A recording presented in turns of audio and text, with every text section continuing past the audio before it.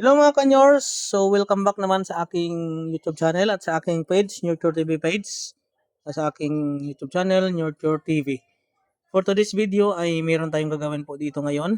Ito ay ah, DIY natin or ah, gagawin natin dito lang sa bahay. Organic na gamot sa ating kambing dahil may problema po yung ating kambing. Meron pong sipon at parang namamaga ang kanyang ulo.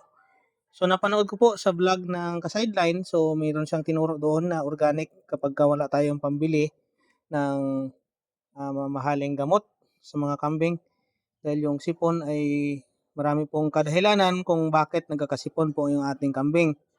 So yung inahin ko po na kambing na bago lang nakunan ay nagkasakit, nambaga ang kanyang ulo, yung kanyang mata, saka nagkakasipon at paminsan-minsan ay nag-uubo. So, meron tayo dito. So, sa panood ko ay yung ginamit nila ay yung ginger or loya at saka nilagyan ng oregano. Pero sa akin po ay lagyan ko po ng additional. Lagyan ko po siya ng bawang at saka asin. So, asin is natural mineral at saka itong anti-asthma or gamot po sa mga sipon ng tao.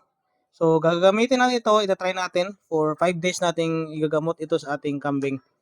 So, meron tayo ditong, ayan, yung bawang na binalatan na natin, nalinis na yung ating luya or ginger, oregano, at saka yung asin. So, i-ano na natin dito, i-mix natin siya dito or i-blend natin para mapino at saka pipigain natin at ibibigay natin. Meron tayo ditong syringe. So, magbibigay tayo ng 3 ml although wala pong overdose dahil ito po ay organic.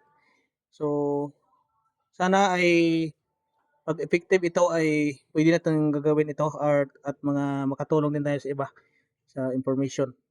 Dahil wala pa tayong pambili ng gamot sa sipon. Sabi ng aking kaibigan, shoutout kay Rene Pahes, na isang breeder din ng kambing dito sa amin sa part na Mandaon, Masbate. So tinuro sa akin na ito yung mga tinuro niya sa akin na bibilhin sana kaso wala pa tayong budget. So yung iron, so 4 ml ibigay natin once a day. Ivermectin para doon sa sa mga parasite. Yung iron ay pampalakas po ng pagpalakas po ng ating kambing. Saka antibiotic, amoxicillin o oxytetroxycillin. Ayan once a day. Pero yung ivermectin, ito yung pangpurga, pang tanggal ng parasite o one time lang. So every month.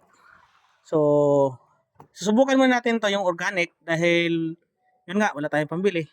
Try natin to. Pag effective to ay ito yung ating gagawin palagi.